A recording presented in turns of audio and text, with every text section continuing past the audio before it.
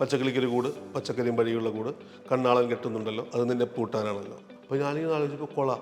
അപ്പോൾ അതിൻ്റെ മുമ്പിൽ തുടക്കം കൂടി വെക്കാമോ എന്ന് ചോദിച്ചു. ആ വെക്കാമല്ലോ, എന്താ തുടക്കം മാംഗല്യം അങ്ങനെ വെക്കാമല്ലോ. അപ്പം അവന് പിന്നെ ജീവിതം ദുന്തനാനേന. അപ്പം മൊത്തം കണ്ടന്റായി.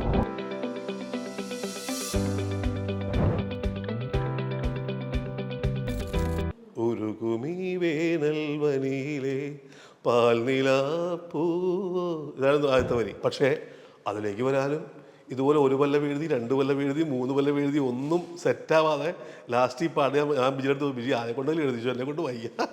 അപ്പോൾ ഞാനും എക്സ്പോണേറ്റിനും കൂടി ശരിക്കും പറഞ്ഞാൽ കുഴങ്ങി. എന്താ ചെയ്യുക? ഒരു മാതൃകയില്ല മുൻപിൽ. കഴിഞ്ഞാൽ ശരിക്കും പറഞ്ഞാൽ ഒരു സ്ത്രീ പീഡനം തന്നെയാണ്. അപ്പോൾ ഞാനും എക്സ്പോണേറ്റിനും കൂടി ശരിക്കും പറഞ്ഞാൽ കുഴങ്ങി. എന്താ ചെയ്യുക? ഒരു മാതൃകയില്ല മുൻപിൽ. ഹലോ എവ്രി വൺ, ഇന്ന് നമ്മുടെ കൂടെയുള്ളത് സന്തോഷ് വർമ്മ സാറാണ്. എനിക്ക് ഉറപ്പാണ് നമ്മുടെ എല്ലാവരുടെയും പ്ലേലിസ്റ്റിൽ ഏതെങ്കിലും ഒരു സോങ് എന്ന് പറയുന്നത് ഇദ്ദേഹത്തിൻ്റെ ആയിരിക്കും. Welcome sir, welcome to Kaumudi. Okay, നമ്മുടെ ഏറ്റവും പുതിയ വിശേഷം എന്ന് പറയുന്നത് കാന്താരയാണ്. കാന്താര വളരെ ഭംഗിയായിട്ട് തിയേറ്ററുകളിൽ ഓടിക്കൊണ്ടിരിക്കുകയാണ്. അപ്പോൾ ഇതിൻ്റെ ഒരു ഭാഗമാകാൻ കഴിഞ്ഞു. കാന്താര 1 ഉണ്ടായിരുന്നു അല്ലേ? അതിന്റെ ഇപ്പൊ നമ്മുടെ ഫസ്റ്റ് ചാപ്റ്റർ സെക്കൻഡ് പാർട്ടിലേക്കും വന്നിട്ടുണ്ട്.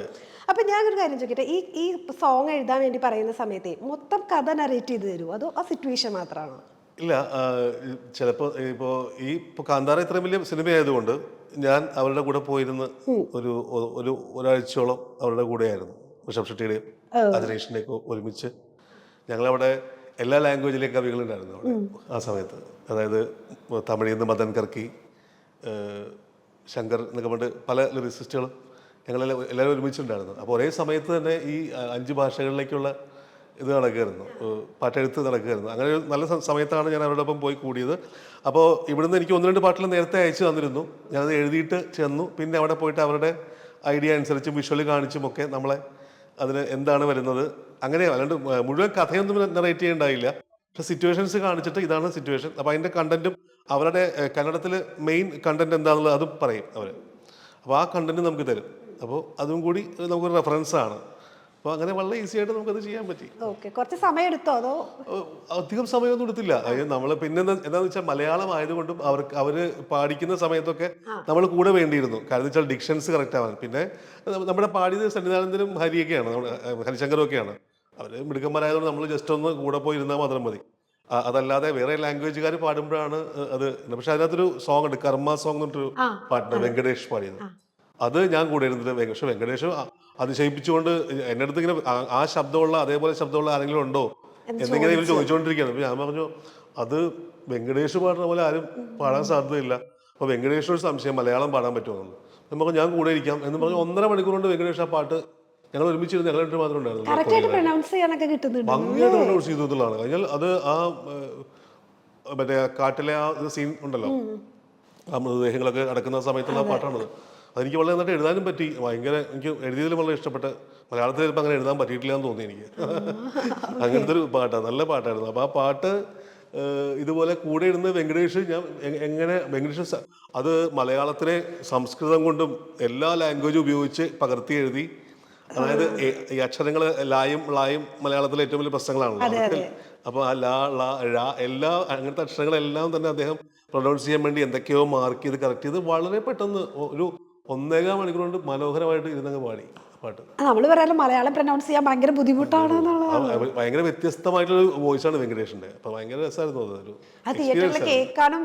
അതെ, കൂടെ ഇരുന്ന് കേൾക്കാനും. അതപ്പം തന്നെ എല്ലാ പാട്ടുകൾക്കും അങ്ങനെ. അതിൽ ഓ മദനമോഹിനി എന്നുള്ള സോങ് വരുന്നുണ്ടല്ലോ. അപ്പൊ ഇവര് ലവ് സ്റ്റോറി ആണെന്ന പ്രേമമാണോ എന്ന് ചോദിച്ചാൽ പ്രേമമല്ല, എന്നാ ഇങ്ങനെ പഠിപ്പിക്കുകയാണ് അങ്ങനെയൊക്കെയാണല്ലോ അങ്ങനെ തന്നെയാണോ നരേറ്റ് ചെയ്ത് തന്നെ? അല്ല, ഞാൻ വിഷ്വല് കാണുന്നുണ്ടായി.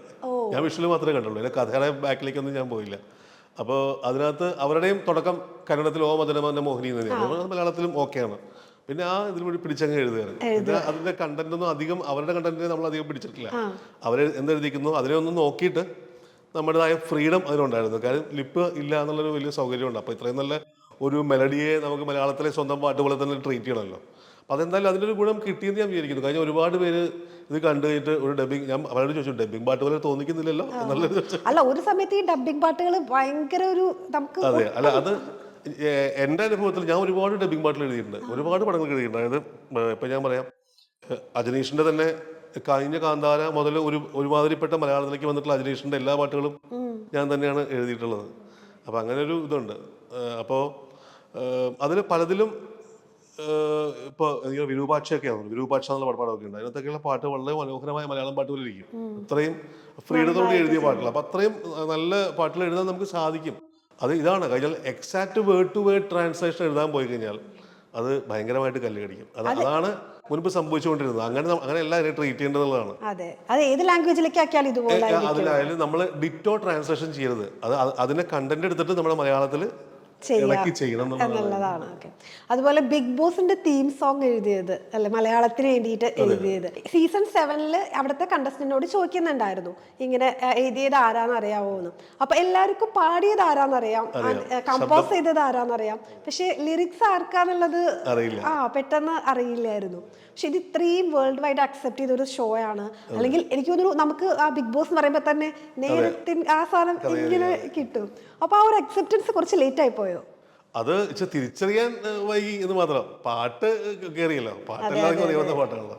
അത് എഴുതിയത് ഞാനാണെന്നുള്ളത് അറിയാൻ ഇത്രയും കാലം വേണ്ടി വന്നത് മാത്രമേ ഉള്ളൂ. അത് എന്ന് വെച്ചാൽ എനിക്ക് തോന്നുന്നു മുൻകാലങ്ങളിൽ അവർ ലിറിസിസ്റ്റിന്റെ പേരൊക്കെ കാണിച്ചിരുന്നോന്നൊന്നും എനിക്കറിയില്ല. ഞാൻ പതിവായിട്ട് TV കാണുന്ന ആളല്ല, അതുകൊണ്ട് എനിക്കറിയില്ല. പക്ഷെ ഇപ്പൊ കുറച്ച് നാളായിട്ട് എപ്പിസോഡ്സിൽ അങ്ങനെ പാട്ട് കാണിക്കുന്നത്. അപ്പൊ എന്തായാലും ആ പാട്ട് പണ്ട് തന്നെ വളരെ ഫേമസ് ആണ് വന്ന കാലത്ത് തന്നെ. അത് പെട്ടെന്ന് ഇതുപോലെ ഇങ്ങനെ ഒരു ഷോ തുടങ്ങുന്നുണ്ട് എന്ന് പറയും എനിക്ക്. അപ്പൊ അതിന് ആ ഷോയുടെ വലിപ്പം എന്താണെന്നൊന്നും അറിയാതെ ഞാൻ എഴുതിയത്. പക്ഷെ വേറെ ഭാഷകളിൽ സക്സസ്ഫുൾ ആയിട്ട് പോയിക്കൊണ്ടിരിക്കുകയാണ്. ഹിന്ദിയിലൊക്കെ ഞാൻ സ്വന്തമായിട്ട് എഴുതിയതാണത്. വേറെ ഒരു ഇതൊന്നുമില്ല. അവർ പറഞ്ഞ കണ്ടന്റ് വെച്ചിട്ട് നേരത്തിന് കഥ അറിയാതെ എഴുതിയത്. അങ്ങനെ വളരെ പെട്ടെന്ന് എഴുതാൻ പറ്റിയത്. ഷിഫന്റെ ഈണം നല്ല രസകരമായിട്ടുള്ള ഈണമായിരുന്നു. എനിക്ക് 1 മണിക്കൂർ കൊണ്ടൊക്കെ, അത്രയും കുറച്ച് വരികളല്ലേ ഉള്ളൂ, പെട്ടെന്ന് തന്നെ എഴുതിയൊരു പാട്ടാണ്. പിന്നെ അത് അങ്ങനെ പോയി. 2004 കരിയർ സ്റ്റാർട്ട് ചെയ്യുന്നത് അല്ലേ? 2004 ആണ് ഫസ്റ്റ് റിലീസ് സിനിമ. 2003 സ്റ്റാർട്ട് ചെയ്തു കരിയർ. ചതിക്കാത്ത ചന്തുവാണ് ഫസ്റ്റ് റിലീസ്. സിനിമയിൽ 2003 ഞാൻ സ്റ്റാർട്ട് ചെയ്തു. 2004 എന്റെ ആദ്യത്തെ റിലീസ് എന്ന് പറഞ്ഞത്. ചതിക്കാത്ത ചന്തുവിലെ നമ്മുടെ ലവ് ലെറ്റർ ആണ് ആദ്യത്തെ റിലീസ് പാട്ട്. പക്ഷെ എന്റെ ഫസ്റ്റ് സിനിമ എന്ന് പറയുന്നത് ഫ്രീഡം ആണ്. തമ്പി കണ്ണദാസൻ സാറിന്റെ ഫ്രീഡത്തിലാണ് ഞാൻ ആദ്യമായിട്ട് പാട്ടുകൾ എഴുതുന്നത്. അതിനുശേഷം ഒരു സിനിമ എഴുതിയെങ്കിലും നടന്നില്ല. അതിനുശേഷം 3ാമത്തെ സിനിമയാണ് ശരിക്കും ചതിക്കാത്ത എന്തോ അലക്സ് പോളേറ്റിന്റെ ഒപ്പം ഉള്ള. അതാണ് ആദ്യം റിലീസാവുന്നത്. പക്ഷെ നമ്മൾ വിക്കിപീഡിയ എടുത്ത് നോക്കുമ്പോൾ ഏറ്റവും ആദ്യം 2004 എന്നുള്ളതാണ് കാണിക്കുന്നത്. ഈ ലവ് ലെറ്റർ എനിക്കൊരു ഫസ്റ്റ് തന്നെ മലയാളം വാക്കിന് പകരം നമുക്കൊരു ഇംഗ്ലീഷ് ലവ് ലെറ്റർ. പക്ഷെ ഇന്ന് ഈ ലവ് ലെറ്റർ എന്നുള്ളത് ഒരു മലയാളം വേർഡ് അല്ലേന്ന് വെച്ചാൽ നമ്മൾ സ്ഥിരമായിട്ട് യൂസ് ചെയ്യുന്നത്. അപ്പൊ നമുക്കതൊരു ഇംഗ്ലീഷ് വേർഡ് ആണെന്ന് നമ്മളിങ്ങനെ ആലോചിക്കുമ്പോഴാണ്. അതിലൊരുപാട് അങ്ങനത്തെ ഒരു ടെക്നിക്ക് ഉപയോഗിച്ചിട്ടുണ്ട്. ഐസ്ക്രീം അതിന് മലയാളം നമുക്ക് പറയാൻ പറ്റില്ല, പറഞ്ഞാൽ അപകടമായി പോകും. അങ്ങനത്തെ നമുക്ക് നമ്മൾ പറയുന്ന അതൊക്കെ അതിനകത്തുണ്ട്. ഐസ്ക്രീം തുറക്കുന്ന രുചിയല്ലേ ഒക്കെയുള്ള വരിക അതിനകത്തുണ്ട്. അങ്ങനെ എന്തായാലും ആ പാട്ടായിരുന്നു എൻ്റെ ഒരു തുടക്കം. അതൊരു വന്നത്. അതുപോലെ നെക്സ്റ്റ് മനസ്സിന്റെ മെസ്സഞ്ചർ എന്നുള്ളത് എനിക്ക് തോന്നുന്നു അത് കഴിഞ്ഞ് 2010 അല്ലെങ്കിൽ 9 ഒക്കെ ആകുമ്പോഴാണ് ഫേസ്ബുക്ക് വരുന്നത്. അതിന് മെസ്സഞ്ചർ എന്ന് പറഞ്ഞൊരു ആപ്പ് വരുന്നത്. എനിക്ക് തോന്നുന്നു അതിന് മുമ്പ് തന്നെ ഈ ഒരു മെസ്സഞ്ചർ എന്ന് പറഞ്ഞാൽ അത് ആ പേരിൽ ആപ്പ് വന്നെങ്കിലും അത് മെസ്സഞ്ചർ എന്ന് ഞാൻ ഉദ്ദേശിച്ചത് അവിടെ മനസ്സിന്റെ മെസ്സേജ് കൊടുക്കുന്ന ആളെ അങ്ങനത്തെ ഒരു ഉദ്ദേശിച്ചത്. ഓക്കെ. ഈ പറഞ്ഞ പോലെ ഇപ്പൊ വേഗം എഴുതാൻ പറ്റാറുണ്ട് എന്ന് പറഞ്ഞല്ലോ. അപ്പൊ ചില സമയത്ത് നമുക്ക് അതായത് ഉദ്ദേശിച്ച രീതിയിൽ വാക്കുകൾ കിട്ടാതിരിക്കുന്ന ഒരു സിറ്റുവേഷൻ, ഭയങ്കരമായ ബ്ലോക്കും വരും. ചിലപ്പോ അത് ഈ ബ്ലോക്ക് വരുന്നത് എവിടെയാണെന്ന് എനിക്ക് തോന്നുന്നത്, നമുക്കിപ്പോ ഒരു പാട്ട് എഴുതുന്ന സമയത്ത് ആ പാട്ടിന്റെ ലിറിക്കില് എന്താണ് പറയേണ്ടതെന്ന് കൃത്യമായിട്ട് നമുക്ക് പകർന്നു തരികയാണെങ്കിൽ നമുക്ക് പിന്നെ വലിയ ബുദ്ധിമുട്ടുണ്ടാവില്ല. അതേസമയം അത് നമ്മൾ കണ്ടെത്തേണ്ടി വരുന്നൊരവസ്ഥ വരുമ്പോഴാണ് ഈ ഡിലേ വരുന്നത്.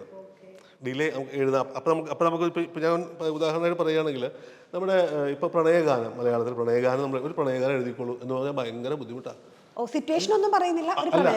അങ്ങനെ പറഞ്ഞാൽ ബുദ്ധിമുട്ടാണ്. കാരണം എന്ന് വെച്ച് കഴിഞ്ഞാൽ ഇത് പ്രണയഗാനം എന്ന് പറയുമ്പോൾ നമുക്കിനി ഒന്നും എഴുതാനില്ല. അത്രയ്ക്കധികം വന്നിട്ടുള്ള ഒരു സാധനമാണ്. അപ്പം റിപ്പീറ്റേഷൻ ഇല്ലാതെ ഇനി എന്തെഴുതും എന്ന് പറയുമ്പോൾ നമുക്ക് ഒരു തുണ എന്ന് പറയുന്ന ആ സിനിമയുടെ ആ പെർട്ടിക്കുലർ സിനിമയുടെ സിറ്റുവേഷനും അതുമാണ് നമുക്ക് അടുത്ത ഒരു ആശ്രയം. അല്ലാണ്ട് വെറുതെ എഴുതിക്കൊള്ളാൻ പറഞ്ഞാൽ നമ്മൾ പെട്ടുപോവുകയുള്ളൂ. അതിന് മാത്രം നമ്മൾ എഴുതി കഴിഞ്ഞു. അത്രയും അധികം പാട്ടുകൾ വന്നു കഴിഞ്ഞല്ലോ. അപ്പോൾ അതൊക്കെയാണ് അതിനകത്ത് ഒരു ബ്ലോക്ക് വരാനുള്ള ചില കാരണങ്ങൾ. അപ്പോൾ ഇങ്ങനത്തെ ഒരു സപ്പോർട്ട് ഉണ്ടെങ്കിൽ, അതായത് ആ സിനിമയുടെ കഥയുടെ ഒരു സപ്പോർട്ട് നമുക്ക് കിട്ടുകയാണെങ്കിൽ ആ സിനിമയ്ക്കുള്ള ഇത് നമുക്ക് അതിലൂടെ കണ്ടെത്താൻ പറ്റും. പക്ഷെ ഇപ്പൊ എല്ലാവരും അങ്ങനെ നെറേറ്റീവ് തരാറില്ല, ഇതാ സിറ്റുവേഷൻ. എല്ലാവരും നെഗറ്റീവ് തരാണ്. ചില സന്ദർഭങ്ങളിലെ കാര്യം പറയാം, എപ്പോഴും സംഭവിക്കുന്നതല്ല. അത് ചില സന്ദർഭങ്ങളിൽ അവരും അതിലേക്ക് വരുന്നേ ഉണ്ടാവുള്ളൂ. കാരണം വെച്ചാൽ നമ്മൾ കഥാസമയത്താണല്ലോ നമ്മൾ പാട്ടിന്റെ വർക്ക് നടക്കുന്നത്. അപ്പോൾ കഥ ഇങ്ങനെ അത് റെഡി ആയിക്കൊണ്ടിരിക്കും. അത് പിന്നെ ഷൂട്ടിംഗ് സമയമാകുമ്പോഴേക്കും പിന്നെയും ചേഞ്ച് ആവും, ചിലപ്പോൾ കഥയിലൊക്കെ ചേഞ്ചുകൾ വന്നുകൊണ്ടിരിക്കും. അപ്പോൾ ഇത്തരത്തിൽ വരുന്ന സമയത്ത് അവരും ചിലപ്പോൾ ആശയത്തിൽ എത്തിക്കാണില്ല. അതുകൊണ്ട് ചിലപ്പോൾ നമുക്കൊരു ബുദ്ധിമുട്ട് വരുന്നതാണ്. കൃത്യമായി എത്തിക്കഴിഞ്ഞാൽ പിന്നെ ബുദ്ധിമുട്ടൊന്നും വരില്ല. നമ്മളിങ്ങനെ എഴുതി കഴിഞ്ഞിട്ട് ഏറ്റവും കൂടുതൽ തിരുത്ത് കിട്ടിയ ഒരു സോങ് ഏതായിരിക്കും? അത് ഹിറ്റായിട്ടുള്ള പല പാട്ടുകൾക്ക് പിന്നിലും ഒരുപാട് തിരുത്തുകളുണ്ട്. അതായത് ഞാൻ പറയാം, ഇപ്പോൾ എൻ്റെ ഏറ്റവും ഫേമസ് ആയിട്ട് ഒന്ന് സ്വപ്നമുറിജാക്ക്. സ്വപ്നമുറിജാക്കിൻ്റെ ആ സ്വപ്നമുറിജാക്ക് എന്നുള്ള വരിക്ക് വേണ്ടി ഞങ്ങൾ ഒരു മാസത്തിലും ഇത് പല വിധത്തിലുള്ള സാധനങ്ങൾ എഴുതിയതാണ്. അത് കഴിഞ്ഞാൽ അവസാനമാണ് ബിജി എൻ്റെ ഡയറിയിൽ നിന്ന് ഇത് കൊള്ളാലോ, സ്വപ്നമുറിജാക്ക് എന്ന് പറയുന്ന വരി ബിജി എടുത്ത് എൻ്റെ ഞാൻ എഴുതി വെക്കുന്ന ഡയറിയിൽ ഞാൻ ഇതേ നോക്കാൻ പറഞ്ഞ് കാണിച്ചപ്പോൾ ബിജു ഇത് കൊള്ളാലോ, അത് എടുക്കാൻ പറഞ്ഞു. അങ്ങനെയാണ് വാക്കുകൾ ഇങ്ങനെ കുറിച്ച് വെക്കുവോ? ആ സിനിമയെ കുറിച്ച് ചിന്തിക്കുമ്പോൾ ആ സിനിമയുടെ പാട്ടിന്റെ വരികളെല്ലാം തന്നെ, അതായത് ആ ഒരു പാട്ടിന് വേണ്ടി നമ്മൾ വർക്ക് ചെയ്യുന്നതെല്ലാം ഒരു ഡയറിക്കകത്തായിരിക്കും എഴുതുന്നത്. അപ്പം ഇത് ട്യൂണിട്ട് എഴുതുന്നതായതുകൊണ്ട് പല ഇതും മാറ്റി എഴുതിക്കൊണ്ടിരിക്കും. ചിലപ്പോൾ നമുക്ക് അതൊന്നും വേണ്ടി വരില്ല, പെട്ടെന്ന് തന്നെ നമുക്ക് എഴുതാൻ പറ്റും. ചിലതിന് നമുക്കത് പോരാൻ തോന്നുമ്പോൾ അതിന് വേണ്ടി മാറ്റി എഴുത്ത് നടത്തും. അപ്പം അങ്ങനെ പല തവണ എഴുതിയിട്ടും നമുക്ക് തന്നെ ഒരു തൃപ്തിയാവാതെ നമ്മൾ ഡയറക്ടറെയോ അല്ലെങ്കിൽ മ്യൂസിക് ഡയറക്ടറെ കാണിക്കില്ലല്ലോ. അപ്പം അങ്ങനെ ഞങ്ങൾ പലതും നോക്കിയിട്ടും നമുക്ക് എല്ലാം കൂടെ തൃപ്തിയാവുന്നില്ല. അങ്ങനെ അവസാനമാണ് ഇത് വന്നത്.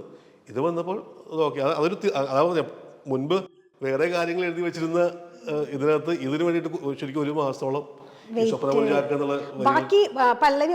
അതൊക്കെ റെഡിയായിരുന്നു. അതൊക്കെ ഏകദേശം റെഡിയാണ്. കഴിഞ്ഞാൽ അത് ഓൾറെഡി പറഞ്ഞിട്ടുണ്ടായിരുന്നു. അത് നമുക്കൊരു കഥാപ്രസംഗത്തിൽ കഥ പറയുന്ന പോലെ വേണം. അതാണ് ഒരു കഥ പറയാത്തൊരു കഥ പറയാം, നുണതരി കലരാത്തൊരു കഥ പറയാം, അകലെയാണ് ഇവരുടെ കഥയിലെ നാട്, അവിടെയാണ്. അത് കഥാപ്രസംഗത്തിന്റെ രീതിയിലാണ്. അപ്പൊ ഞാൻ കഥാപ്രസംഗത്തിന് ഇൻസ്ട്രുമെന്റ് വായിച്ചോണ്ടിരുന്ന ആളാണ് ഞാൻ. അപ്പൊ അതുകൊണ്ട് എനിക്കത് വളരെ ഈസി ആയിട്ട്. അല്ല, എനിക്ക് തോന്നുന്നു ഇപ്പൊ നമുക്ക് ആ സ്വപ്നമുറിജാക്ക് എന്നുള്ള വാക്കിന് പകരം വേറൊരു വാക്ക് അവിടെ ആലോചിക്കാൻ പറ്റും. അതങ്ങനെ നമ്മൾ കുറേ കേട്ട് കഴിഞ്ഞാൽ പിന്നെ അത് എസ്റ്റാബ്ലിഷ് ആയല്ലോ. അപ്പൊ അതാണ് എന്റെ തന്നെ ഒരു തലവരെ തിരുത്തി കുറിച്ച പാട്ടായിരുന്നു അത്. ഓക്കെ. അല്ല, ചില സമയത്ത് ഇങ്ങനെ ഇതുപോലെ ബ്ലോക്ക്, പിന്നെ നമുക്ക് ഇഷ്ടം പോലെ നമ്മൾ എഴുതി സാറ്റിസ്ഫൈഡ് ആയിട്ടാണല്ലോ നമ്മൾ മ്യൂസിക് ഡയറക്ടറെ കാണിക്കുന്നുണ്ടാവുക. അപ്പൊ അവരത് തിരുത്താൻ പറയുമ്പോൾ നമുക്ക് ഓക്കെ, ഇതിന്റെ ആപ്റ്റ് ആയിട്ടുള്ള വേർഡ് ഇത് തന്നെയാണ്, അത് മാറ്റണോ ആയിരിക്കാം. അങ്ങനെ എനിക്ക് തോന്നിയിട്ടുണ്ട്. അതിന്റെ ഉദാഹരണം പറഞ്ഞുതരാം. പക്ഷെ അത് അതിന്റെ ഒരു കഥ എന്ന് വെച്ചാൽ അത് ഇതിന് അടുത്തൊരു ഹിറ്റ് പാട്ടാണ്, അരികനിന്നാലും. ആ പാട്ട് അതിന്റെ ചൈന ടൗണിൽ ഏറ്റവും ഹിറ്റായിട്ടുള്ള പാട്ട്. എന്റെ പാട്ടുകളിൽ വളരെ ഹിറ്റായിട്ടുള്ള പാട്ടാണ്.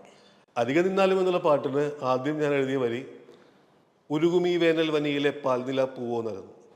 ഉരുകുമീ വേനൽ വനിയിലെ പാൽനില പൂവോ, ഇതായിരുന്നു ആദ്യത്തെ വരി. അങ്ങനെ പാടി അന്ന് വൈകുന്നേരം എം ജി ശ്രീകുമാരേട്ടനും ചിത്രചേച്ചിയും പാടി റെക്കോർഡ് ചെയ്ത് പാട്ടൊക്കെ ബാക്കിയുള്ളതൊക്കെ അത് തന്നെ. ബാക്കിയുള്ള ഇപ്പൊ നമ്മൾ കേൾക്കുന്നതല്ല, ബാക്കി അതല്ല, അത് തന്നെ. ഈ പല്ലവി കേട്ട് കഴിഞ്ഞ് ഞാൻ ഇങ്ങനെ ഇരിക്കുമ്പോൾ മെക്കാർഡ്നി ചേട്ടൻ എടുത്ത് പറഞ്ഞു, സന്തോഷം, ഇത് ശരിയാവില്ല, ഇത് നമുക്ക് ഉടയ്ക്കണം, ഇത് കയറാൻ ബുദ്ധിമുട്ടാണ്, ആൾക്കാരുടെ മനസ്സിൽ കയറാൻ ബുദ്ധിമുട്ടാണ്. ഞാൻ കുഴങ്ങി, ഇനി എന്താ ചെയ്യുക? ഒരു കാര്യം ധൃതി പിടിക്കുന്നു വേണം, സമാധാനപ്പെടും, സ്വസ്ഥമായിട്ട് ഒന്ന് റിഫ്രഷ് ആയിക്കോ, 2 ദിവസം കഴിഞ്ഞിട്ട് മതി, ആലോചിച്ചോളാൻ പറഞ്ഞു. അത് കഴിഞ്ഞ് ഞങ്ങൾ അവിടെ നിന്ന് പിരിഞ്ഞു, ട്രിവാൻഡ്രത്ത് പിരിഞ്ഞു, എറണാകുളത്ത് വന്നു കഴിഞ്ഞപ്പോൾ ഇതുപോലെ എന്തായി വല്ലതും ആലോചിച്ചപ്പോൾ ഞാനൊരു 4 സെറ്റ് വരി കാണിച്ചു.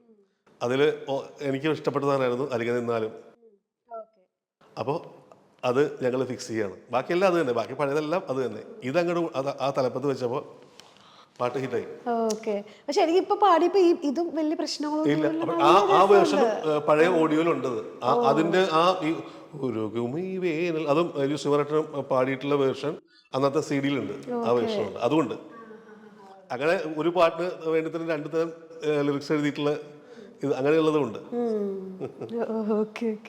സാധാരണ നമുക്ക് ഓക്കെ ആയിട്ട് വേറെ മാറ്റാൻ പറയുമ്പോൾ ഉണ്ടാവുന്ന ഒരു ബുദ്ധിമുട്ട്, എന്നാൽ അവർക്ക് നമുക്ക് അപ്പം തോന്നും. പക്ഷെ എനിക്ക് പിന്നെ അത് മനസ്സിലായി, ഇതാണ് കറക്റ്റ്, അതല്ല ഞാൻ എഴുതിയതല്ല എന്നുള്ളത് എനിക്ക് വ്യക്തമായി മനസ്സിലാവുകയാണ്. കഴിഞ്ഞാൽ അതൊരു എക്സ്പീരിയൻസ് ആണല്ലോ. കഴിഞ്ഞാൽ അവരുടെ ഒരു എക്സ്പീരിയൻസ് എന്ന് പറഞ്ഞാൽ അവർ ഇത്രയും സിനിമകൾ ചെയ്തിട്ടുള്ള ആൾക്കാരാണ്. അപ്പോൾ അവർക്കറിയാം ഇത് ജനങ്ങളിലേക്ക് എത്തിക്കണം.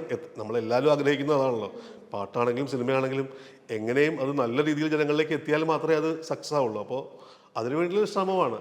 അപ്പൊ നമുക്കിപ്പോ രചനാപരമായിട്ട് എഴുതി കഴിയുമ്പോൾ അതിനി മാറ്റണമല്ലോ അങ്ങനെയൊക്കെ തോന്നലുണ്ടാവും. പക്ഷെ അത് നല്ലതിനായിക്കൊണ്ട് വരുമ്പോൾ നമുക്ക് സന്തോഷമായി കഴിഞ്ഞാൽ ഇപ്പോൾ അത് കറക്റ്റ് അതാണ്. അതുപോലെ ഇതുപോലെ പലതുണ്ട്. ഇതേ ഉദാഹരണം തന്നെയാണ് മറ്റേതിനും. ഏതാ എന്റെ തന്നെ കാണാമുള്ള അല്ല, കാണാത്ത മുള്ളുകൊണ്ട് ഉൾനീറുന്ന നോവാണ് അനുരാഗ്. ഞാൻ ഇത് ചോദിക്കാൻ വേണ്ടി നോട്ട് ചെയ്തതാ. കാരണം എന്താണെന്നറിയോ, അനുരാഗം എന്ന് പറയുന്നത് നമുക്ക് നഷ്ടപ്രണയം എന്ന് പറയുന്നത് നമുക്കൊരു പെയിനാണ്. അല്ലാതെ നമുക്ക് അനുരാഗം എന്ന് പറയുന്നത് പെയിൻ ആവുന്നത് എങ്ങനെയാണുള്ളത്. അതെ, കാണാത്തൊരു മുള്ളുകൊണ്ട് ഉൾനീറുന്ന ഒരു നോവാണ് അനുരാഗം എന്നുള്ളതാണ് ഉദ്ദേശിച്ചത്. പക്ഷേ അതിലേക്ക് വരാനും ഇതുപോലെ ഒരു കൊല്ലം എഴുതി, 2 കൊല്ലം എഴുതി, 3 കൊല്ലം എഴുതി ഒന്നും സെറ്റാവാതെ ലാസ്റ്റ് ഈ പാടിയ ഞാൻ വിജയെടുത്ത് വിജി ആരെ കൊണ്ടെങ്കിലും എഴുതിച്ചു, എന്നെ കൊണ്ട് വയ്യ, ഞാൻ നിർത്തുക. ചിലപ്പോൾ അത് അന്ന് ചില ഞാനത് മുൻപ് വേറെ ഇന്റർവ്യൂസിലൊക്കെ പറഞ്ഞിട്ടുണ്ട് ഈ കാര്യം. കഴിഞ്ഞാൽ ഇത് ഞാൻ ആ സമയത്ത് ഈ തിരക്ക് വന്നിട്ട്, അതായത് സിനിമയിലത്തെ തിരക്ക് വന്ന് ഞാൻ അത് അധ്യാപകനാണ് സ്കൂളിൽ, ഭാരതീയ വിദ്യാഭവനിൽ. അപ്പോൾ എനിക്ക് എങ്ങനെയാണ് മുന്നോട്ട് പോകേണ്ടത്, അതായത് സിനിമയിൽ ഭയങ്കര തിരക്ക്, സ്കൂളിലും തിരക്ക്, ഇത് രണ്ടും കൂടി ഒരുമിച്ച് കൊണ്ടുപോകാൻ പറ്റില്ല. അതെ, അപ്പോൾ ഞാനിങ്ങനെ ആ ഒരു ആലോചന, അതായത് ഒന്നുകിൽ ജോലി വിടണം, വിട്ട് പൂർണ്ണമായിട്ട് സിനിമയിലേക്ക് വരണം, അല്ലെങ്കിൽ സിനിമ വിടണം, ജോലിയിൽ നിൽക്കണം. ഇത് എന്താണ് എന്നുള്ള ഒരു മനസ്സിലൊരു കൺഫ്യൂഷൻ നടന്നുകൊണ്ടിരിക്കുന്ന സമയത്താണ് ഈ പാട്ട് എഴുതുന്നത്. അപ്പൊ അതിന്റെ ഒരു കുഴപ്പം അങ്ങോട്ട് ഫുള്ളായിട്ടിലേക്ക് വന്ന് പെടാൻ പറ്റാത്ത എന്തൊക്കെയോ ശക്തികൾ പിൻവലിക്കുന്നത് തന്നെ ഭയങ്കരമായിട്ട്. അങ്ങനത്തെ ഒരു അവസരത്തിൽ ആ പാട്ട് എഴുതിയത്. അങ്ങനെ എഴുതി 2-3 തരം പല്ലവികളൊക്കെ എഴുതി. അതൊന്നും സെറ്റാവാതെ അവസാനമാണ് ഈ കാണാമുള്ളാൽ വന്നപ്പോഴാണത് പെർഫെക്റ്റ് ആയത്. നമ്മളെല്ലാവരും ഹാപ്പി ആയത്. ഇപ്പോഴത്തെ ഒരു നല്ല പാട്ടുകളുടെ ഗണത്തിൽ അത് വരുന്നത്. എല്ലാം അങ്ങനെ, എല്ലാത്തിന്റെ പിറകിൽ ആ കഥകളുണ്ട്, ഓരോ കഥകളുണ്ട്. അതേപോലെ 2004 ഇറങ്ങിയ ഇൻസ്പെക്ടർ ഗരുഡ്, അതിൽ കാന്താരി പെണ്ണ്, അതിനകത്ത് കാന്തന്റെ നെഞ്ചിൽ കത്തിക്കേറാതെ ഉണ്ട്. എനിക്ക് തോന്നുന്നു ഈ കലിപ്പൻ കാന്താരി ഇപ്പൊ ഈ ഇടയ്ക്കാ വന്നത്. ചിലപ്പോ ഈ സമയത്ത് ആ പാട്ട് വരികയാണെങ്കിൽ ഈ കാന്തന് പകരം ചിലപ്പോ കലിപ്പൻ ആവാൻ ചാൻസ് ഉണ്ട്. അറിയില്ല, അത് ഞാൻ എഴുതുമ്പോൾ അങ്ങനെ വരുമെന്ന് എനിക്കറിയില്ല. ന്യൂ ജനറേഷന്റെ അതെ, ഞാൻ എഴുതുമ്പോൾ അങ്ങനെ ന്യൂ ജനറേഷനായിട്ട് എഴുതേണ്ടി വരുമ്പോൾ അങ്ങനെ എഴുതാറുണ്ട്. പക്ഷെ അത് ജെനുവിനായിട്ട് എൻ്റെ കയ്യിൽ നിന്ന് വരാൻ സാധ്യത കുറവാണ്. അങ്ങനെ ഒരു സാധനം. ഓക്കെ. അല്ല, ഈ സമയത്ത് അതായത് ഇങ്ങനെ ഒരു കളക്ടറിനെ ഒരു പോലീസ് കല്യാണം കഴിക്കുന്നു, അതിങ്ങനെ നരേറ്റ് ചെയ്ത് തന്നിട്ടാണോ ഈ ഒരു പാട്ട് എഴുതാനായിട്ട്? അത് പറഞ്ഞു, വിഷ്വൽസ് ഒന്നും പറഞ്ഞില്ല, ഇതാണ് സിറ്റുവേഷൻ. അപ്പോൾ ഞാനും എക്സ്പ്ലോറേറ്ററും കൂടി ശരിക്കും പറഞ്ഞാൽ കുഴങ്ങി. എന്താ ചെയ്യുക, ഒരു മാതൃകയില്ല മുൻപില്. കഴിഞ്ഞാൽ ശരിക്കും പറഞ്ഞാൽ ഒരു സ്ത്രീ പീഡനം തന്നെയാണത്. എന്നത് ഫണ്ണാണോന്ന് വെച്ചാൽ ഫണ്ണായിട്ട് കാണിക്കുകയും വേണം. ഫണ്ണാണ്. അപ്പോൾ ഇത് എന്ത് വേണം എന്നുള്ളത് ഞങ്ങൾക്ക് ഒരു ഐഡിയ ഇല്ല. ഞങ്ങൾ അവിടുന്ന് അപ്പോൾ ഷൂട്ടിംഗ് നടക്കുന്നിടത്ത് ജോണി ചേട്ടൻ ഇത് പറഞ്ഞു. ഞങ്ങൾ അവിടുന്ന് കാറിൽ ഇങ്ങനെ പോയി, എന്താ ചേട്ടാ ചെയ്യുക, എന്താ ചൂടെന്തെങ്കിലും ഉണ്ടോ, താമെന്തെങ്കിലും വലുത, എന്നിട്ട് നമുക്ക് ചെയ്യാം എന്നൊക്കെ പറഞ്ഞ് ഞങ്ങളിങ്ങനെ ആലോചിച്ചുകൊണ്ടിരിക്കുകയാണ്. തൃപ്പൂണിത്തുറയിലൊക്കെ ഞാൻ കറങ്ങിയായിരുന്നു. ലാസ്റ്റ് ഞങ്ങൾ ജലാലൊരു അലക്സ് പോളിയുടെ വീട്ടിലെത്തി. അവിടെ ഇങ്ങനെ ആലോചിച്ചുകൊണ്ട് നടക്കുമ്പോൾ പെട്ടെന്നാണ് ഈ എന്തോ ഒരു കാന്താരി കണ്ടിരുന്നു. എന്തോ ഒരാളത്ത് വർത്താനം പറഞ്ഞപ്പോൾ അയാളെന്തോ കാന്താരിയെ പറ്റി പറയുക. അപ്പോഴാണ് ഞങ്ങളിങ്ങനെ കാന്താരി പെണ്ണെ തുടങ്ങിയാലോ തുടങ്ങി. ഞങ്ങളൊരു 1 മണിക്കൂറിനകത്ത് പാട്ട് പൂർത്തിയാക്കി. 1 മണിക്കൂറിനകത്ത് പൂർത്തിയാക്കി. അപ്പം തന്നെ എക്സ്പ്ലോറേറ്റർ ഒരു റഫ് പ്രോഗ്രാമിങ് ചെയ്ത്, എനിക്ക് തോന്നുന്നത് അഫ്സലാണോ, അന്ന് അഫ്സലിനെ കണ്ട് വിളിച്ചിട്ട് പെട്ടെന്ന് പാടിച്ചൊന്ന് കേൾപ്പിച്ചു. ഓക്കെ പറഞ്ഞു. അപ്പം തന്നെ പാട്ട് ബാക്കിയുള്ള പരിപാടികളിലേക്ക്. ഞങ്ങളുടെയൊക്കെ പ്ലേലിസ്റ്റിൽ സാറിന്റെ ഒക്കെ സോങ് ഉണ്ട്. അപ്പൊ സാറിന്റെ ഒരു പ്ലേലിസ്റ്റിൽ മാക്സിമം അല്ലെങ്കിൽ ഏറ്റവും കൂടുതൽ വരുന്നത് ആരുടെ സോങ്സ് ആയിരിക്കും? ഞാൻ എപ്പോഴും പഴയ പാട്ടുകളാണ്. എപ്പോഴും നമ്മുടെ ചെറുപ്പകാലത്ത് നമ്മൾ കേട്ടിട്ടുള്ള പാട്ടുകൾ, അത്തരത്തിലുള്ള പാട്ടുകളാണ് ഞാൻ എപ്പോഴും കേട്ടുകൊണ്ടിരിക്കാറുള്ളത്. എൻ്റെ ഡ്രൈവിംഗ് സമയത്ത് മുഴുവൻ ഞാൻ കേൾക്കുന്നത് മുഴുവൻ പഴയ പാട്ടുകളാണ്, മലയാളത്തിലെ പഴയ പാട്ടുകൾ എല്ലാം.